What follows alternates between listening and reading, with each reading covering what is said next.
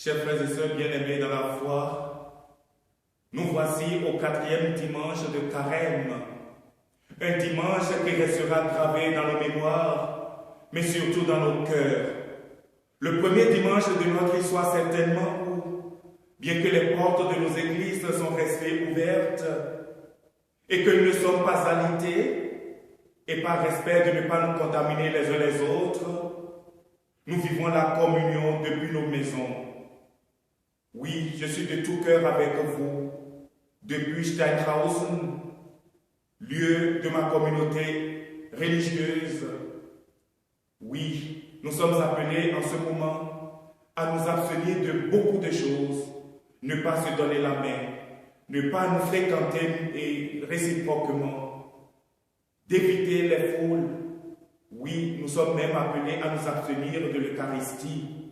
Cependant, permettez-moi de vous le dire, chers frères et sœurs, malgré ces mesures de sécurité, nous ne sommes pas appelés à nous abstenir de Dieu. Il est là, il est présent non seulement dans nos églises, il est présent dans vos maisons, il est là et il nous écoute. Crions vers lui, implorons-le, disons-lui nos misères comme le psalmiste. Des profondeurs, je crie vers toi, Seigneur. Seigneur, écoute mon appel. Je vous le garantis. Dieu n'est pas sourd à nos appels. Il nous écoute. Chers frères et sœurs, vous qui m'écoutiez en ce moment, il faut que je vous le dise aussi. Dieu est plus grand que le coronavirus. Et il reste le Tout-Puissant. Il reste le Miséricordieux. Cette épidémie nous a forcés tous à une retraite, exercice spirituel par excellence, pour le temps de carême. Le coronavirus nous fait retourner sur nous-mêmes pour scruter les profondeurs de notre histoire avec nous-mêmes, avec les autres, avec la nature et avec Dieu. Et si nous ne devenons pas tout pour l'objet de la peur et de la panique, et si nous osons regarder dans la source comme la Samaritaine, c'était l'évangile du dimanche dernier, la rencontre de la Samaritaine et du Juif Jésus. Oui, si nous osons regarder dans la source, nous n'allons pas découvrir seulement notre visage, mais aussi le visage du bon berger. Nous n'allons pas seulement lire notre histoire, mais aussi l'histoire du salut que Jésus nous offre par sa passion, sa mort et sa résurrection. Oui, il est grand le mystère de la foi, chers frères et sœurs dans la foi. J'espère de tout cœur que cette épidémie, loin de nous éloigner de Dieu, va renforcer notre foi et nous remettre à notre place de créature dépendante de son Créateur. Mais ce Créateur qui nous aime d'un amour qui nous reste insondable. Accordons-lui notre foi. Aujourd'hui, dans le passage de la Sainte Écriture prévu pour ce 4e dimanche de Carême, cet amour s'est manifesté à l'égard de l'aveugle né. Jésus, l'amour incarné du Père, a ressenti pour cet aveugle né une profonde compassion. Oui, chers frères et sœurs dans la foi, nous sommes à une période de l'histoire où nous sommes appelés à manifester de compassion à tous ceux qui sont atteints déjà du coronavirus, de compassion envers leur famille. Oui, nous sommes appelés à faire preuve de solidarité. Et ici, permettez-moi d'évoquer tous les agents de santé qui sont à chef-d'œuvre pour sauver des vies, tous les chercheurs qui sont à chef-d'œuvre pour trouver des remèdes contre ce virus. Nous prions pour eux, nous les remercions. Nous remercions et prions également pour tous ceux qui, malgré la quarantaine et le confinement, continuent de travailler pour nous assurer le bien-être quotidien. Nous leur disons merci. Comme Jésus, nous manifestons notre compassion de façon mondiale envers tous les pays qui sont touchés par le coronavirus. Oui, la compassion de Jésus à l'égard de cet aveugle né. Nous ne savons pas si Les apôtres, eux autres, leurs cœurs ont été touchés en ce moment par l'état de cet homme. Ce qui est sûr, c'est qu'il devient pour eux sujet d'interrogation jusqu'à devenir un cas d'école qu'ils entendent résoudre au plus vite.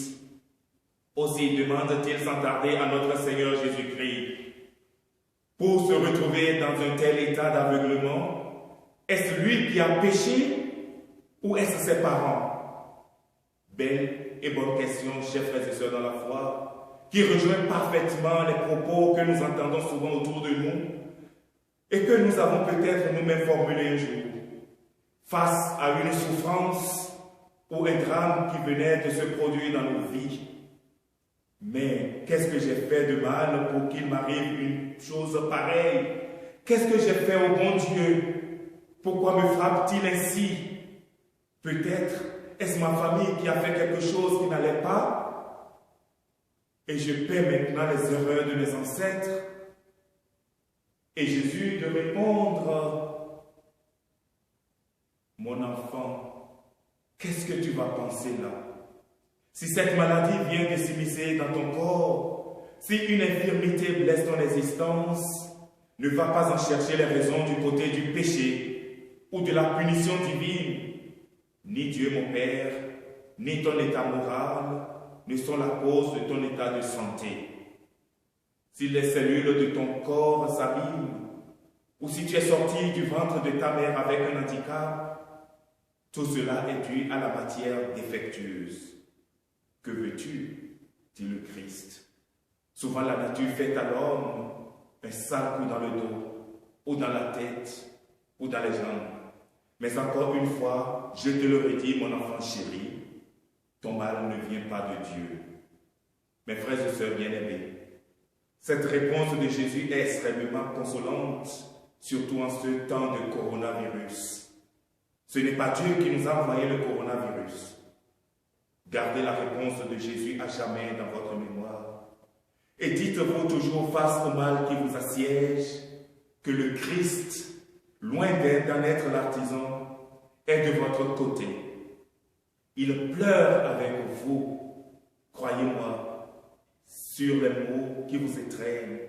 Mieux encore, c'est à l'heure où vous êtes broyé par la souffrance, étranglé par la peur de la mort qui se profile à l'horizon, qu'il se fait le plus proche, qu'il vole à votre secours, qu'il vous redonne la santé, si telle est sa volonté, bien sûr.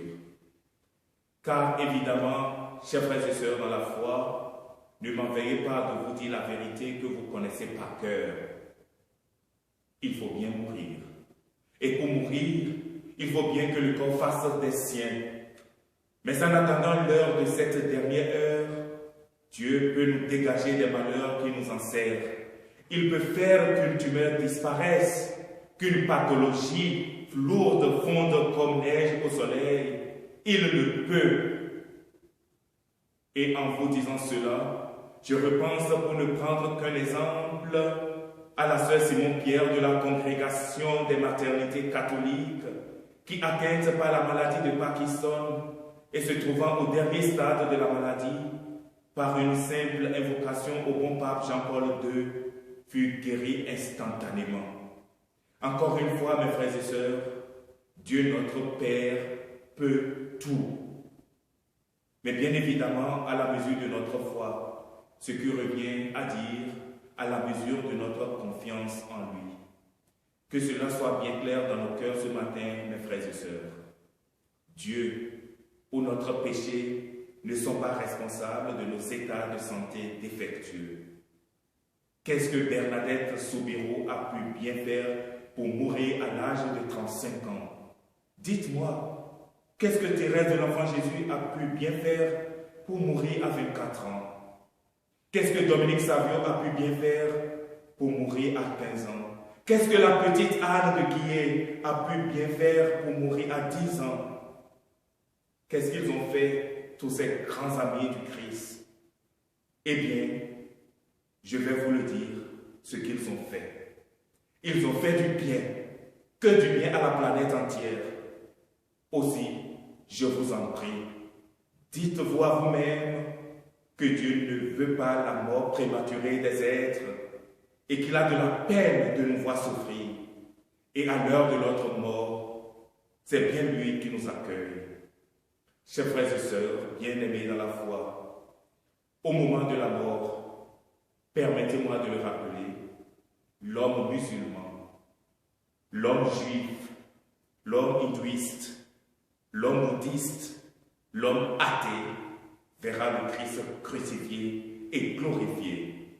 Et il comprendra alors que s'il est sauvé, c'est par une grâce spéciale du Christ. Voilà toute la vérité. Notre Seigneur Jésus-Christ est la clé de voûte de la cathédrale du salut. Tout le monde ne le découvrira pas sur la terre, c'est entendu. Mais au ciel, cette vérité sera éclatante. C'est ce que Jésus, ce matin, en utilisant sa salive, veut révéler à tout l'univers. La preuve, c'est qu'une fois guéri, et c'est la fin de notre évangile, il demande à l'aveugle qui maintenant voit comme vous et moi, « Crois-tu au Fils de l'homme? Crois-tu au Messie ?» Et l'homme répond, « Et qui est-il, Seigneur, pour que je croie en lui ?» Jésus continue, « Tu le vois, et c'est lui qui te parle. » Alors on prononce un dernier mot, « Je crois, Seigneur. » Et il se procède devant lui comme on se procède, mes frères et sœurs, devant la seule divinité. Oui, chers frères et sœurs bien-aimés, j'espère de tout cœur que cet évangile vous a fait du bien ce matin. Ensemble, nous avons découvert que le coronavirus ne vient pas de Dieu, que nos souffrances corporelles ne viennent pas de Dieu, ou des péchés que nos parents ou nous-mêmes aurions commis. Le mystère est plus sublime. Dieu se tient à nos côtés pour tordre le cou à nos souffrances. Aussi, je le redis, si après m'avoir écouté ce matin, vous êtes convaincus que Dieu ne nous punit pas en nous faisant souffrir, mais qu'il compatit à notre souffrance, mais en nous aidant à l'assumer, nous serons entrés enfin dans les profondeurs du cœur du vrai Dieu. Jamais plus nous n'allons dire, vous me le promettez, mais qu'est-ce que j'ai fait au bon Dieu pour mériter un tel sort? Jamais plus, vous m'entendez, jamais nous n'accuserons Dieu de faire notre malheur. Lui qui depuis l'origine du monde n'a qu'un seul désir, nous offrir le bonheur. Notre secours est dans le nom du Seigneur. Confiance, confiance. Le Seigneur soit avec vous.